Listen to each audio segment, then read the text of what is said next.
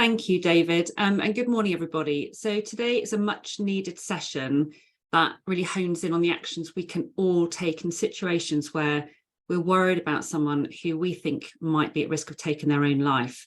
And I emphasise there the fact that we all are involved. It's a responsibility that we all share. And I should probably say actions that we must take if we're serious about stopping suicide. At a time, I think, when the feeling of overwhelm is escalating, I'm certainly seeing that a lot with companies I'm working with, exacerbated by factors such as cost of living crisis. Many people are really struggling to respond rationally and problem solve effectively. And the cost of not being able to open up, the worry about feeling judged, can be really catastrophic. And we've seen that this week with the tragic death of head teacher Ruth Perry. So many people are impacted by that. And our thoughts really go out to Ruth's family, friends, school staff, pupils and the wider community, but also to all those other people who are affected by suicides that have not hit the headlines. Some of you may have joined us in November when Mike McCarthy introduced the topic of suicide awareness and prevention, when he shared his own tragic story. And if you missed that, you can watch it on catch up via a link that David will send to all of you in an email following the session. It was a really powerful way to start the conversation. And today's session takes that onto the next stage of the journey. So Sharron Moffatt, who's a mental health trainer, and Yvonne McCann, who is responsible for health, safety and wellbeing for Bayer in UK and Ireland, are going to dispel the myths, take us through the warning signs, and really focus on giving us the confidence to talk to someone who you think might be experiencing suicidal thoughts. We're then going to go on to Andrew Thurman-Pickett, who is Audit Senior Manager at PwC, who will be leading our Q&A. So please do submit your questions via the Q&A function on this webinar. If at any point you want to talk about any issues that are coming up for you during this session, then do email or do contact me directly, actually, via the chat to start with. So if it's during the session, you can privately message me in the chat. If you want to reach out after the session, then you can email myself or Sharron, and our email addresses will go in the chat now. I think David's going to add that for us. We all, I wanted to say, have a duty of care, and we know that that's why you're drawing this session, but we all have a duty of care, and we have to remember that essentially we need to demonstrate on a daily basis the fundamental principles of being human. So looking out for people, showing that we're there for them, trying to help, and just listening. So I'm going to pass over now to Sharron, who's going to start by clarifying what we mean by suicide prevention. Thank you, Lisa, and good morning to everybody that's joined us. Thank you so much for being here this morning. I appreciate it's a really difficult topic for many of us, can feel very uncomfortable, and we can't cover everything in this session, but we do hope that we're able to give you some insight and maybe some confidence that actually all of us can make a difference. So with that, the term suicide prevention, something that I've read quite a lot and we see maybe in a lot of places, but what do we actually mean by suicide prevention?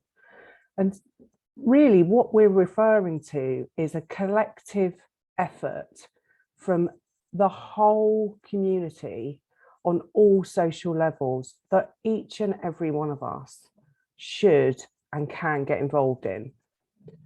But in the workplace, what does that actually look like?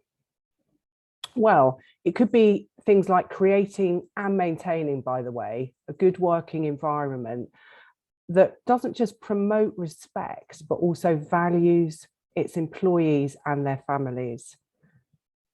You'd be an organisation that has open communication, but that actually can include things like internal comms as well, where you have good induction processes and everyone is aware of all the resources and supports that are available to them, but also that people know that are accessible throughout any time of the day or night.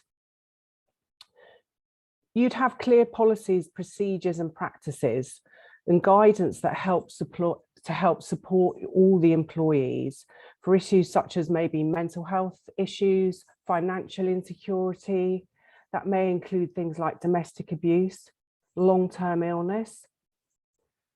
And you'd be able to identify the risks of any stressors within the workplace, because we know that stress in itself is a natural human response.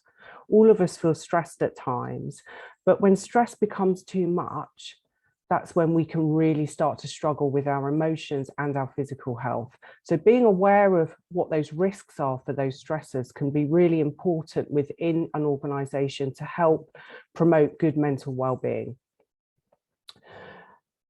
But also, it's really important that we encourage those kind of mental well-being practices within the workplace. And that isn't just about encouraging it, it's about everybody getting involved, and that maybe leaders, if you're a leader, that you lead by example, because it's really easy to write down in paper, isn't it, what we should all be doing. And it's not always possible to do it all the time. But if you're a leader and you're not leading by example, then your employees could easily feel that they're unable to do it too, because you're not. So it's really important that we all get involved and we encourage it amongst everybody. Does your organisation provide any training? And I'm not just talking for leaders and managers here, I'm talking to every employer and employee. So that could be from anything from mental health awareness to mental health first aid, suicide first aid, and also ASSIST, which is a 2-day suicide prevention first aid training course. So you can see in context, for us being here for an hour, there's just no way we're going to get through anything. And I think when we create a psychologically safe environment in the workplace where everybody feels really safe and empowered to show up as their true authentic selves, to be able to come up with ideas, maybe to make mistakes, to ask questions, then it's not just good for business, but it's the right thing to do. And it's good for each and every one of us. But why is it really important that we talk about suicide prevention in the workplace, right? Well, I've got some statistics for you. And in the UK currently, somebody will take their life by suicide every 90 minutes. And that's on average 16 lives that have been lost every day due to suicide. And out of those 16 lives, 75% of that will be men. And the biggest risk age group for men is somewhere between 40 and 49, so middle-aged men. But 1 in 5 of us will actually have thoughts of suicide at any point in our life. So it's not uncommon for people to necessarily have those thoughts, but thoughts don't always last, and they can come and they can go. And with the right support, things can get better. Now, with every suicide, it's thought that there are around 15 other people that have attempted to take their life. And actually, although we know men have a greater risk of suicide, women attempt it almost twice as many times. Could I ask, Sharron, with that last stat around women, could that be perceived as attention seeking? Yeah, it's a good question, Yvonne. Thank you.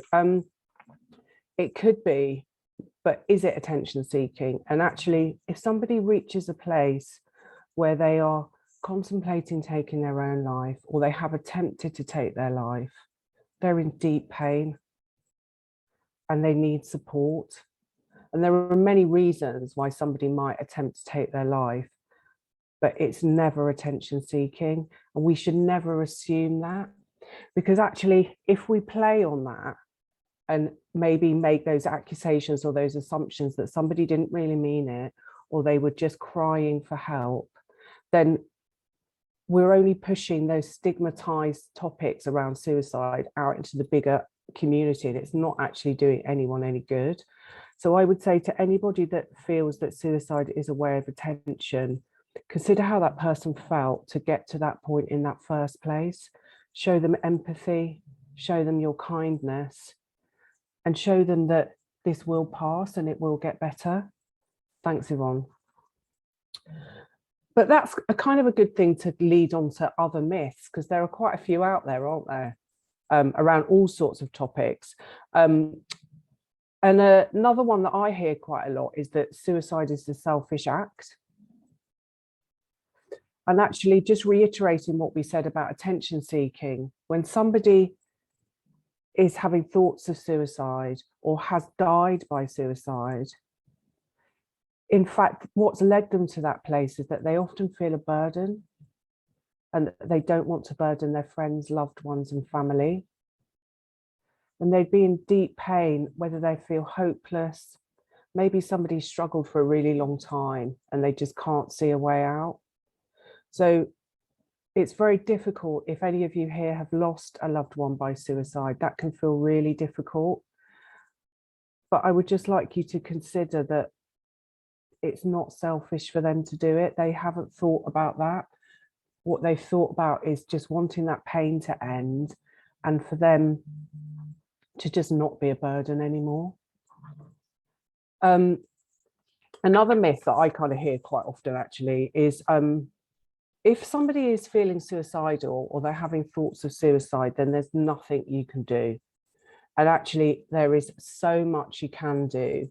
And there is so much evidence out there that suggests that actually by asking the question, are you having thoughts of suicide? Are you thinking about taking your own life?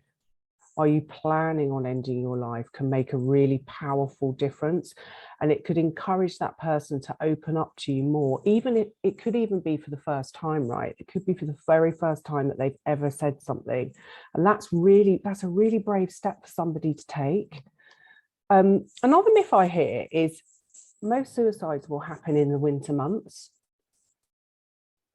And actually suicide can happen at any time. It doesn't discriminate. It can happen at any time, but over decades, and this is something that a lot of professionals kind of don't really understand why, but there is always a rise in suicides during the springtime. So during this time of year, and actually on a Monday, that's when you see again another significant rise in suicides. And that could be because it's a Monday and somebody is fearing, you know, the rest of the week. Maybe there's because they see springtime as a significance of change, and maybe they haven't noticed a change in previous months or even years where they've been struggling, and they just feel that that's an opportunity that they feel they can't ignore and that they have to take that option. Another myth I hear is if somebody is having suicidal thoughts or has attempted suicide or who has died by suicide is mentally unwell.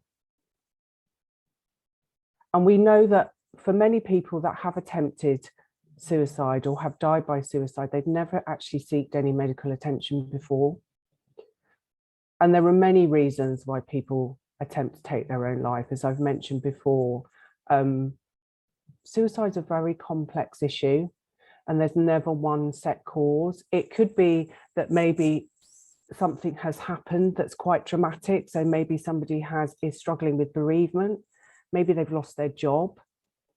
Maybe they're really struggling with financial difficulties and it's come to a head. Maybe somebody's been struggling for a really long time and they just feel like they can't go on anymore. But equally, there may be somebody who feels that they're in a situation where something may have literally just happened to them and they feel an innate sense of shame and guilt, and that could be a trigger for them to attempt to end their life. So for us to make assumptions that somebody must be mentally unwell is probably an unfair one for us all to assume, because that's not always the case. And if we do make that assumption, then maybe we're missing some really vulnerable people out there that need our support. And probably one of the biggest myths and misconceptions I hear, and I will say before I trained as a mental health first aid instructor and before I had any lived experience with around suicide, I would never have known this either. And some people will think that if you ask someone about suicide, it's going to put that idea in their head and it's going to make them think that they're going to then lead on to doing it. Yeah, and that's something that I certainly perceived as is a worry or a barrier to asking that question. Yeah, for sure. And there's absolutely no evidence to suggest that by asking someone that very important, but equally can feel very scary question, right? That will put the idea in their head. But what I will say is there is so much evidence out there, so much that tells us that actually by asking that question, you could just empower that person to open up to you. And it could be just enough to get that person to reach out for help. So asking the question, although it can feel really scary, isn't necessarily something that we would ask people all the time, but we need to, in a way, learn these skills, grow in our confidence so we feel comfortable to ask those questions without ourselves feeling like we can't. Because actually, if you ask those questions timidly or with fear, or maybe you ask it slightly in an aggressive way, because we can do that sometimes, can't we, when we're scared, that could equally make somebody switch off. So we need to get comfortable with asking that question for sure. But before we go into how to ask that question and things to say and maybe what not to say, it's important that we understand what the warning signs are, right? And again, suicide can be really complex, and the warning signs aren't always so obvious, and we can often dismiss them or maybe ignore them or maybe make assumptions that they're to do with something else. And I'm going to share a story with you of an experience that happened to me that kind of relates to this a little bit. 10 years ago, I was working in an environment that was people focused. So I was around people all the time. I like to consider myself as really vibrant. I'm quite chatty. I chat to everyone. But I was deeply struggling, and I reached a crisis point where I myself found myself desperately searching for a way to end my life, to a point that scared me, actually, because I'd never experienced that before. Now, for me, looking back, the warning signs that I was in that crisis point were all there. I'd lost an awful lot of weight. I'd stopped engaging with my colleagues in the way that I normally would. I stopped engaging with people that I knew in the workplace that weren't members. My eye contact had gone. I was showing up late. I was leaving early. I was having short bursts of absences. My body language, I was actually walking a lot slower than I normally would, and maybe I would look distracted a lot of the time. So looking back, the warning signs that I was struggling were very much there, but they were all completely dismissed. And rather than anybody say to me or ask the question, you know, I've noticed a change in you, Sharron, how are you feeling right now? Are you okay? I was actually informally disciplined for basically ignoring my colleagues. Now, when you're in a crisis point and you get to that situation, actually having someone notice and reach out to you can just feel like you're being heard and that somebody actually cares. And for me, that day was a real struggle. But fortunately, I'd already had the crisis team that was supporting me. And I even managed to fool them, by the way. I even fooled them and told them I was fine. But the reason I share that story with you is we've all been there where maybe somebody's been in a bad mood, or they've had that change in not showing up at work maybe, or turning up late, and you've got busy deadlines and you feel like they've let, you know, it's easy to think, God, they've really let me down today because I really needed to get this thing done. It's really easy to kind of put that pressure on them, maybe subconsciously, maybe even talking behind their back, when actually it's worth just pausing and considering what's going on with that person, and is there something else, particularly if there's that change in behavior. If somebody, like in my case, where I normally chat to everyone, I'm very vibrant, I'm normally always on time, I rarely took time off work, to suddenly make some changes for no apparent reason could be a clear indication that somebody's struggling. But some of those warning signs, they might not be so obvious. So some more obvious ones is somebody might actually start talking about suicide more, or maybe expressing feelings of wanting to end their life, or that they can't go on, or they just don't want to be here anymore. And take those as a clear warning sign, because actually if you ask the question, are you thinking about taking your own life? If somebody isn't, they are more likely to express that to you as well than if you didn't say anything at all. Some other signs that might not be so obvious, particularly in the workplace, because we might not know, is somebody might have really strong sleep disturbances. And those signs might be really subtle, because you might not notice what someone's sleep patterns are like. They might have an increase in alcohol or drug intake. And again, we know that people that do experience any form of addiction are very good at hiding it. So those signs might not be so obvious. There may also be a significant change, by the way, where suddenly someone has what we would describe as an unexplained recovery. So you may know somebody within the workplace that you know has been struggling for some time, or maybe they've experienced a situation that's been really distressing for them. And suddenly they have this, what we would describe as an unexplained recovery, where they almost go the opposite direction, where they're going over the top in a way to be really happy. They're really prompt, they're not making mistakes anymore. Their appearance is improved somewhat. And actually that could also be a warning sign that something's changed. And I think it can be really difficult, but my key message would be, if you see a change and you see more than one, ask the question, reach out to somebody, ask them how they're feeling, let them know that you've noticed that there have been some changes and that you're concerned about them. But one of the things in the workplace that also we might not recognize as a sign that somebody's struggling is a dip in their work production and a dip in their performance at work. And Yvonne, I'm sure you've got some experience of that at work and how that pans out within the workplace. Yeah, absolutely. And sometimes that very business focused conversation about performance can be the opening to understand what's going on in someone's world. And that dip in performance, as you said, that change in behavior may be the first step to understanding what's going on in someone's world from a physical or mental health perspective. And in those cases, as soon as, certainly from my experience, we become aware of there being a health related issue, the performance piece is part, the business piece is part. We then focus on getting the support for the colleague, looking at what else we can do to get them feeling fit and well again.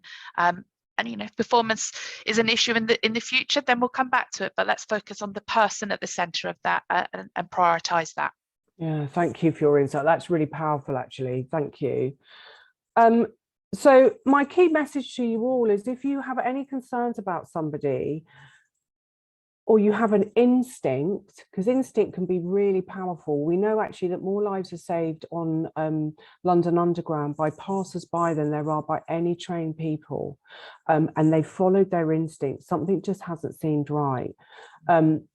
If you notice any kind of change, that's your opportunity to ask somebody. And don't just ask somebody how they are once, ask them twice, because there is, again, a lot of research that suggests that if you ask people how they're feeling and really ask them how they're feeling, and you do it twice, again, that could be just enough to empower somebody to actually show how they're feeling. But when I say ask twice, I don't literally mean like a parrot on repeat. It's about asking these open-ended types of questions, which we're going to go into in a minute, because having a difficult conversation can feel really scary, right? It can feel really pressurized, and we can doubt ourselves big time.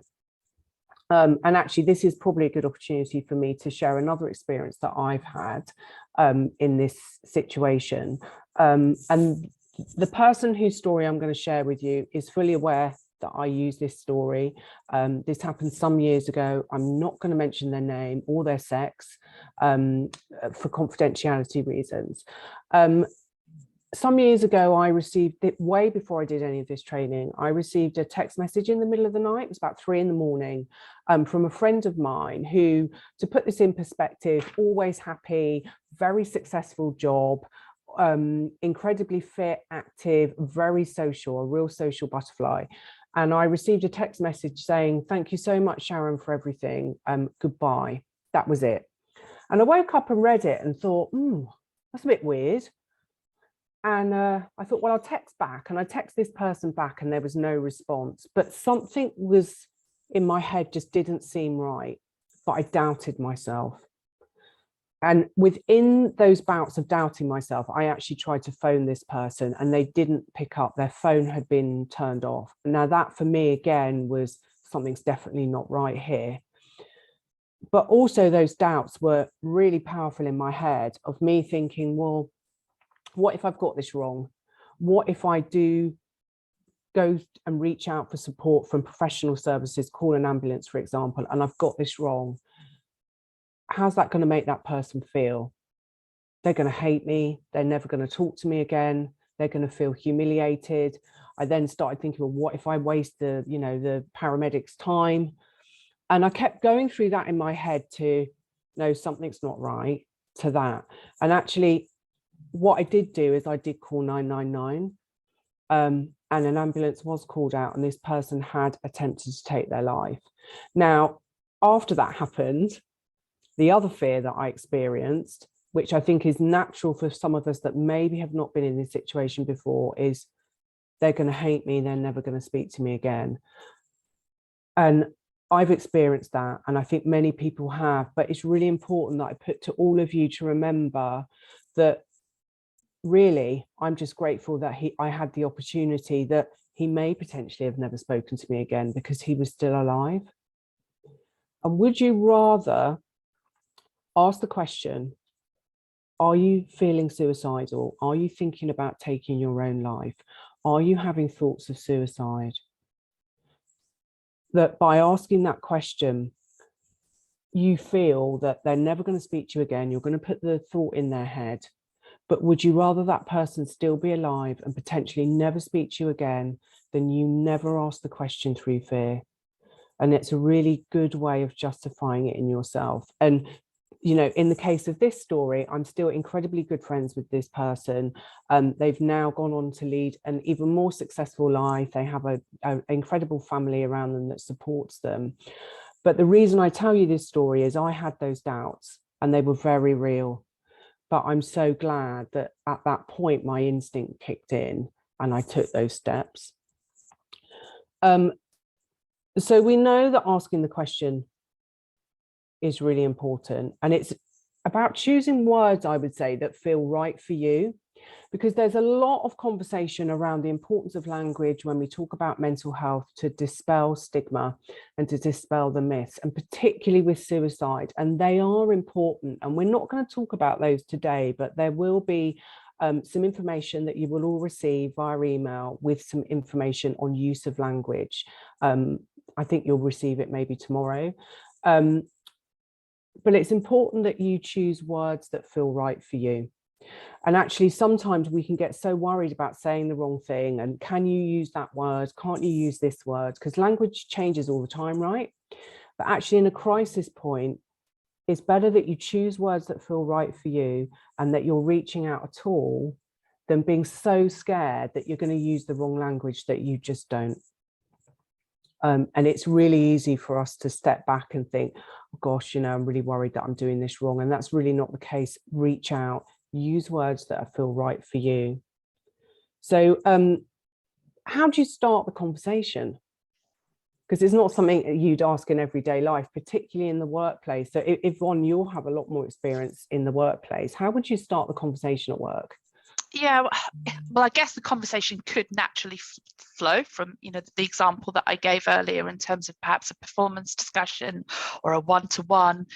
But perhaps if you have that worry, that sixth sense, like you said, that genuine concern about someone, and you want to have that conversation, I would suggest you put a degree of planning, and planning sounds very formal and, you know, time burdensome. But what I mean by planning is thinking about the where and the when you have that conversation. So within a workplace setting, thinking about privacy, thinking about, particularly in my workplace, we have lots of glass offices, perhaps not the best place for a difficult conversation.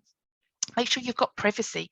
Make sure you've got enough time that you're not thinking that, I need to get off to X, Y, Z in terms of the next business commitment. So dedicate the time, think about the space, think about keeping you both safe as well. If you do have a concern that somebody could be at crisis point, maybe actually a walk, if someone shoulder to shoulder allows someone to open up perhaps more easily than they would do in the workplace. I would also think, once you've moved on from the place, to thinking about saying what you see. So, when you are talking to someone, reflect back what you see as a person. So, for example, I'm a bit worried about you as you don't seem your normal self.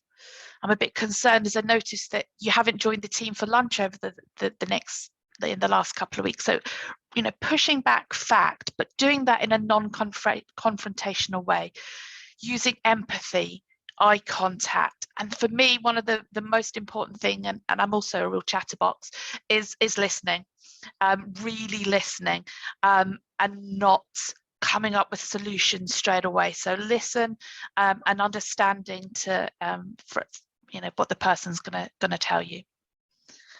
Yeah, thank you. So it's seek to understand, isn't it, before you seek to be understood. Absolutely. It's so easy to want to give your opinion, right? And to give your own advice. And I think actually when you're close to someone, that can even be harder, because I don't know about anyone else, I'm very much like this, is you want to fix people. But actually people don't want to be fixed. People just want to be heard and they want to be supported. And if you're giving your own opinions and your own insight, are you listening to how that person actually feels? Have you asked that person what might help you right now? What do you think could help you? Rather than giving your own opinions, because everyone has a different opinion. They're not facts, it's not information. So, give somebody the facts and information. And one of the most powerful facts that I was ever given when I have struggled, which has been many times in my life, is this does pass. This does pass. And that can feel really hard to get your head around when you're in those deep, dark places. But it really does. It does get better. It absolutely does. If I could promise anyone anything, it would probably be that, right? I can't make promises. So what do you say when you're asking someone about thoughts of suicide? And as Yvonne said, repeat back what you've heard being said, maybe in your own words. So you show that you've understood what somebody is saying. So if somebody said to you, I just don't want to be here anymore, I'm having thoughts of suicide, they might say, or they might tell you that they're struggling. Repeat back what you've heard them say in your own words. So if somebody said to me, I just don't want to be here anymore, I may then reflect that back to what I heard as, are you saying that you want to take your own life? Are you thinking about suicide? And you could even say, although it can feel really difficult to say, is, are you wanting to kill yourself? And that feels really uncomfortable because it's not something that we talk about. It's not something we want to ask people. But again, use what feels right for you. Maybe it's a word that person's used, and again, repeat back what you've heard being said, but also show that you understand. When you're supporting somebody, and we can't go through everything in this hour, allow that person to share how they're feeling. One of the things that we get uncomfortable with, I think, as human beings, right, is silence. We want to fill the gaps. But actually, silence can be so powerful, not only because it shows the person that you're there and that you care and you're not going to disappear and rush off. But if any of you have struggled, which most of us have for some reason, right, our thoughts are with us and we're thinking and we're trying to articulate how we feel, and it's not going to necessarily flow. So we need to get comfortable with silence.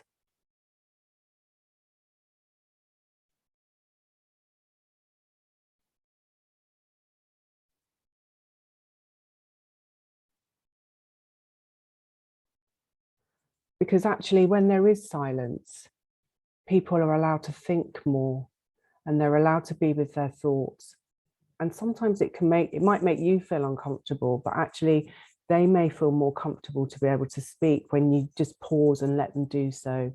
So get comfortable with silence. And even if it's in an environment, you know, like this environment, right? If I go silent, people might be thinking, has something gone wrong with your computer? Has she forgotten what she's going to say? When actually it's just to demonstrate with you that it can make you feel uncomfortable, but it's really, really powerful. There are a few things that we kind of, I don't like to say don't do this, but there are a few things that we want to avoid. And the first thing is definitely don't give your own opinion. Don't give your own advice. Provide that person with facts and information. So the facts would be, this does pass. This will get better.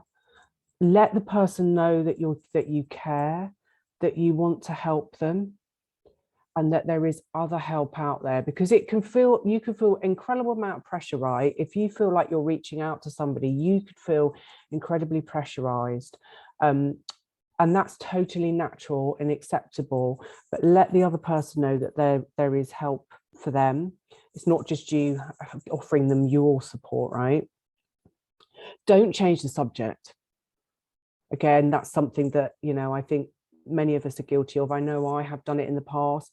When somebody is talking about something that's a bit heavy or a bit uncomfortable, or maybe you've asked a difficult question, don't change the subject. Allow that person to speak. It's really easy to kind of make somebody feel guilty. And I don't think anyone does that deliberately, right? But it's really easy to kind of say, well, think about your family, think about your children, you know, well, that's really selfish act. And when somebody's in those deep, dark places of distress, and they are seriously thinking about taking their own life, or they are struggling for whatever reason, guilt is not something that's going to help them. And guilt may only influence somebody to experience deeper, stronger emotions. Now, in the workplace, having conversations is one thing, but it's having a whole environment where everyone feels open to engage and to feel comfortable to communicate, and that they trust each other.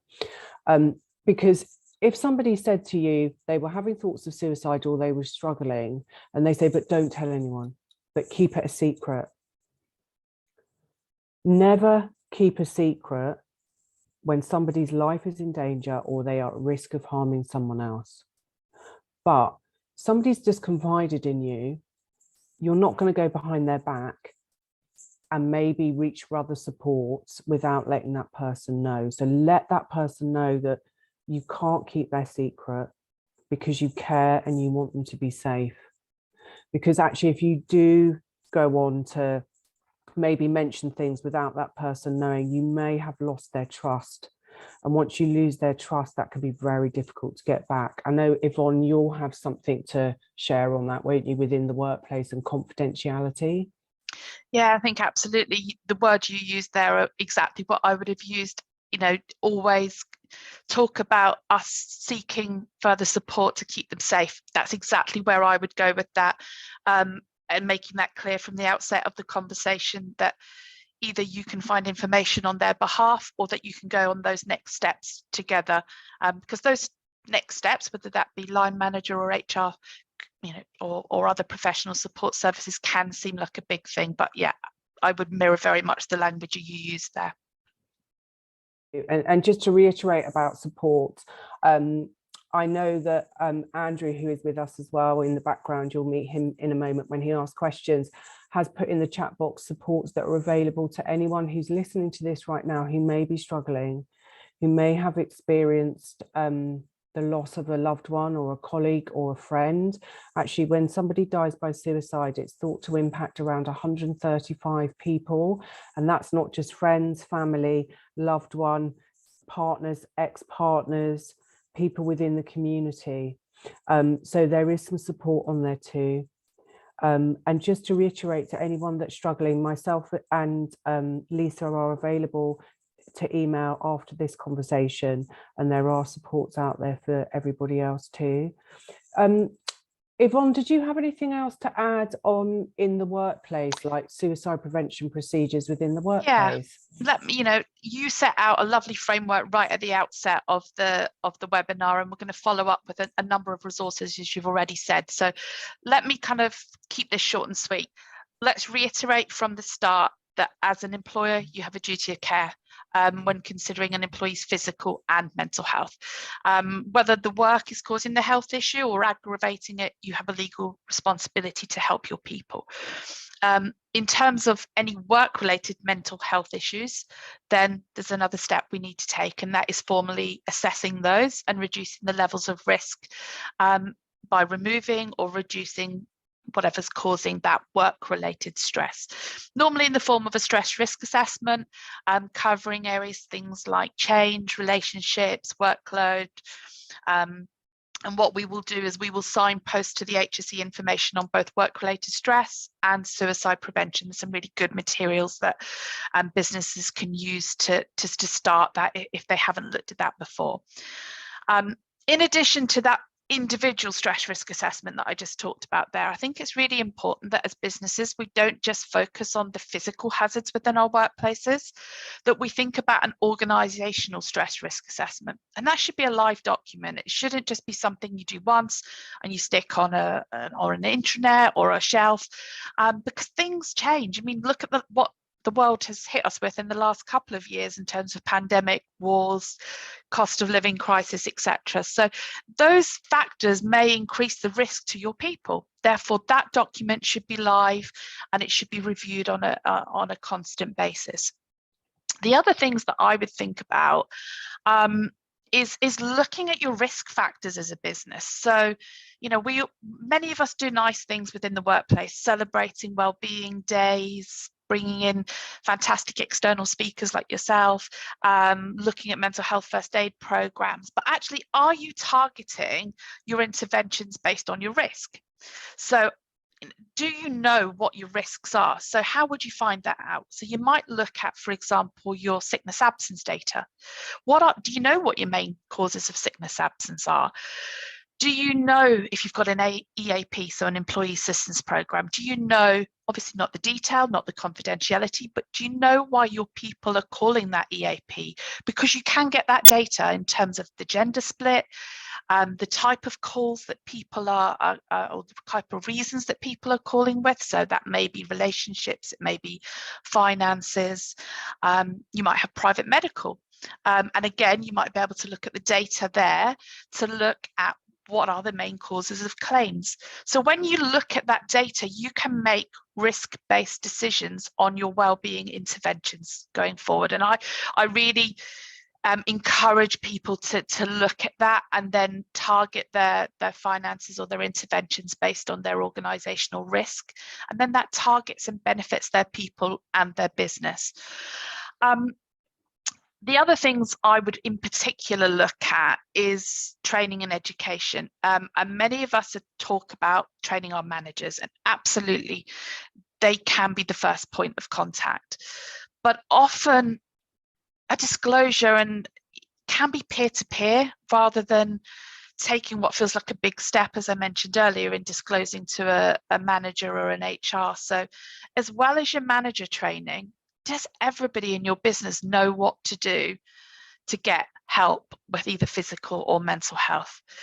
Do you know, do they know whether they go to HR? Do they go to a mental health first aider?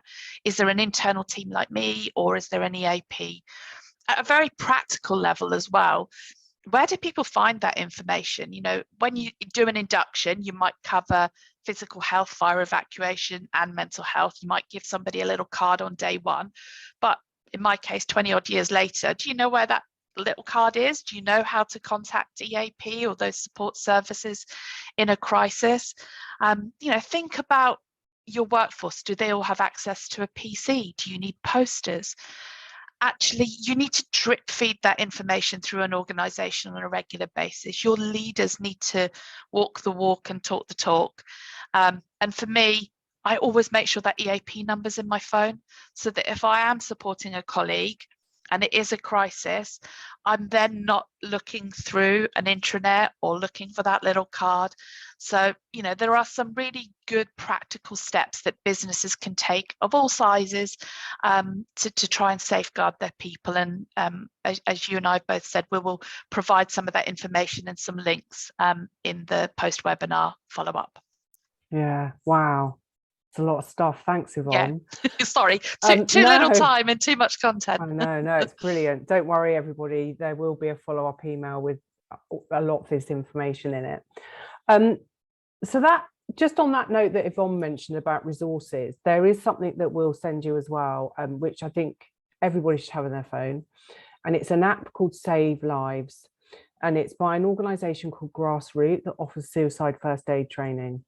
Now, what's good about that app is if you are struggling yourself, it signposts you to relevant support. If you are supporting somebody that you're worried about, not only does it talk you through what to say, what to do, and where to signpost them, which can be a real confidence boost, but it can also offer loads of information and resources on there around suicide support. So I really recommend, and we will send this out to you, that you download that on your phone.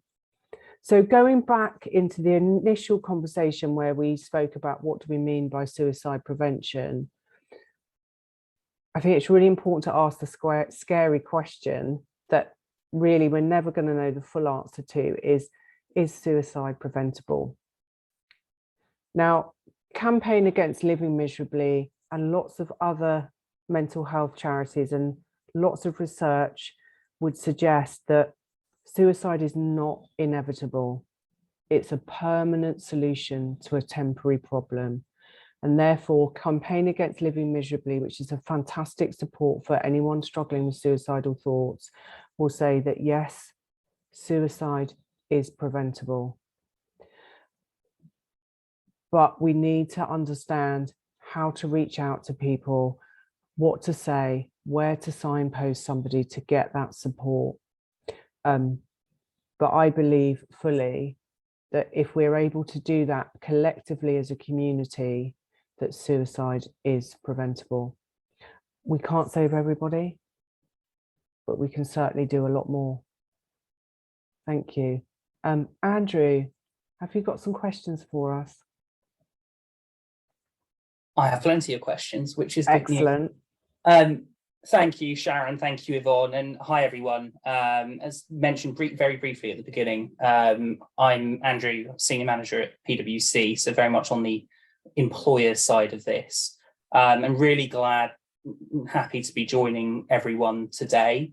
I think, like a lot of people before suicide touches their lives, I was in a position a year ago where it was something that happened to other people, frankly. It hadn't affected me, hadn't affected my family. And then my little cousin, Keris, who would have been 23 on Saturday, took her life last summer whilst training to be a nurse. I didn't even know she was in hospital.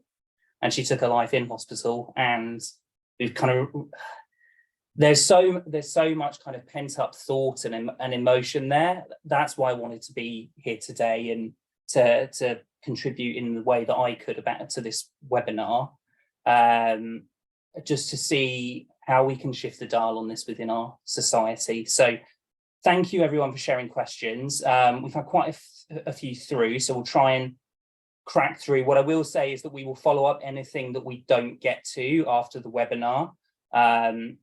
So we've had a really good question, which Sharron, I think you already have in part answered anyway, but I think there's a really useful follow-up and flow through of this. So if someone's crying out for help, doesn't necessarily want anyone to know, and you've had that conversation with them that says, okay, I'm concerned, and therefore I can't keep your confidence on this. I need to go a step further. What should be that first step? Because we've mentioned actually escalating to HR within work, or that can come across as really scary to everyone. So in your view, what should be that next step? Yeah, thanks, Andrew. So the first thing is to let that person know that you're there to support them. and that you're going to stay with them so they can access immediate support if somebody's in crisis. And that would always be professional supports, right? Because none of us are experts. You know, I'm not a medical professional, as many of us aren't. So you need to access that initial support. Now, that may be a doctor, and quite often someone will, I don't want you to call the doctor. It's about encouraging somebody. We can't force somebody to do anything, but we can encourage them. So I say, let's do it now. We'll do it together. Let's do it now. If it's a real urgent crisis, it would be, I would say 999. In the instance that I did, I had no choice. I called 999 and it was the right decision, scary as it felt. But if you feel that somebody's not in immediate danger, but they're having thoughts of suicide and they've disclosed to you, and your instinct isn't telling you that either, there are other supports that you can go to. Now, that could be a listening service such as Samaritans, or Give Us a Shout. And I've got absolutely no shame in telling you all that there's a lot of stigma around these listening services, but I've used Samaritans a lot, particularly after I've supported somebody, because that can feel stressful and worrying. And I will say there's absolutely no shame in reaching out to some of these listening services, and they can be absolutely incredible. There are also loads of other supports, Andrew, that I know we're going to share in the follow-up email. Campaign Against Living Miserably is an excellent one. Some of you may have children that you're worried about. Young Minds is a fantastic organisation for young people. I know we're in a business perspective, but that's been asked. And we've also shared in the chat box a website to what's called Hub of Hope, which has local supports available to everyone, and national supports is excellent. You can go in there, put your postcode in, put in maybe a situation that you're looking for support, and it comes up for you. So there is always support out there for everybody, but sometimes it's just a case of finding the right support and actually getting it in the first place, getting somebody to accept it. Has that answered that question, Andrew? So that's fantastic. Thank you. We've had a similar question from two different angles, actually, which I think is really interesting. So we've had a question around, how do you have these conversations if the person involved is a child or a preteen? And we've also had the same question around, how do you have that conversation with a child or a preteen if the person involved is their parent and it's the other parent who's having to have those conversations? So it's two takes, different sides, I guess, but some input on that would be really valued, I think. Yeah, thank you. And I'm really sorry for the person that shared their story there. I'm really sorry that you've experienced that. With children, it's very easy to want to hide them, isn't it? You know, hide everything that's going on from them, but actually honesty can sometimes be the best policy. And I would follow the same procedures as in listening, asking open-ended questions, asking that person how they feel. Really try not to tell them what they need, what they have to do. When you love someone, particularly with children, we want to kind of cover them and say, right, what you've got to do is this, and you'll be all right, won't you?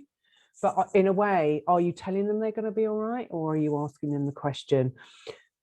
It's really vital for that children get support. There are supports out there for children. Again, the organisation Young Minds is absolutely brilliant. It doesn't just support children, it also supports parents.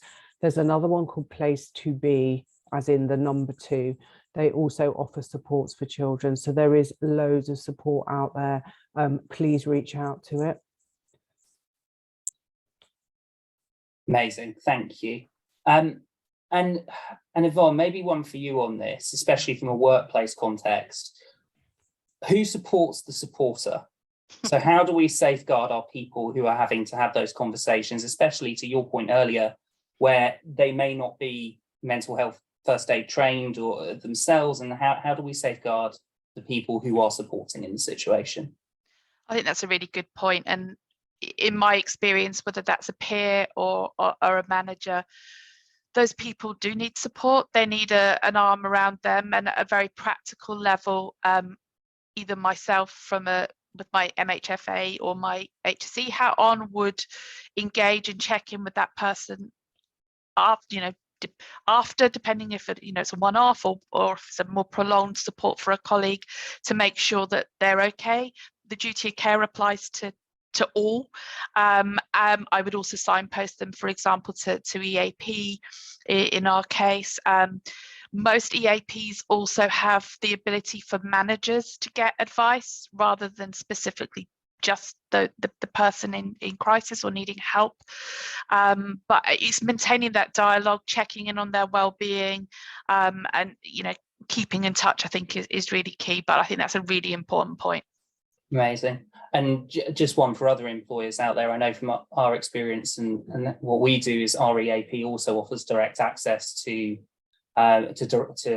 family as well, Yes. which I think is an amazing service. So if you don't know whether your EAP does, it's worth looking into as well, because then there is that extra layer of support there. Sharron, probably one for you. What other ways are there to describe someone being, and I think you used the term at the start, mentally unwell? How do we get away from that, and what other ways are there to talk about that side of it? Yeah, I'm glad you've asked that question because I wanted to answer it. When we're referring to mental illness, we're referring to a diagnosis. So when somebody is, because we can all struggle, right? Every single one of us can struggle, but not everybody has a mental illness. So when we're referring to mental illness, we're referring generally to a diagnosis.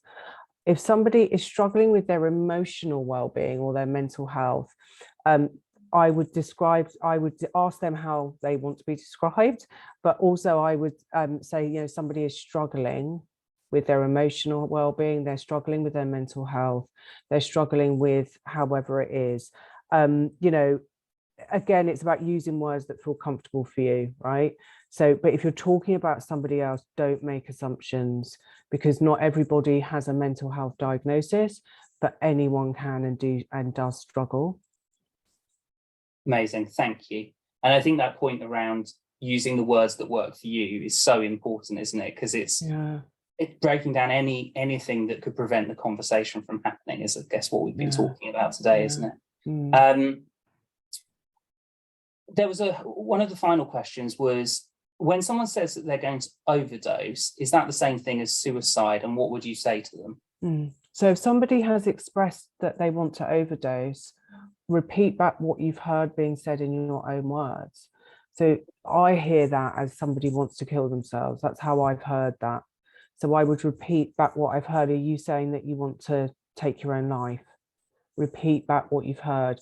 Now, if somebody's expressed to me that they want to take an overdose and they were to possibly go, no, I don't mean that, I would ask them, what do you mean by that? What do you mean? Why do you feel like you want to do that?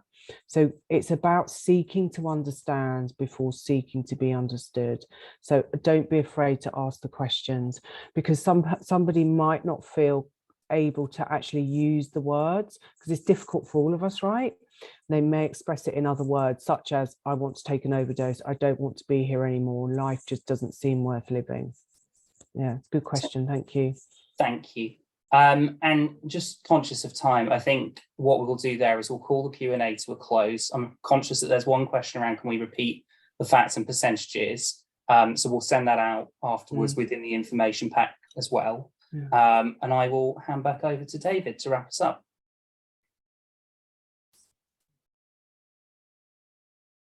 And David presses his button. Honestly, what a session. What a session. I was intimidated by the topic. I didn't really want to do it. I even tried to steer my mental health steering group away from it a little bit because I didn't want to do it. I find the topic overwhelming, and I found it so impactful.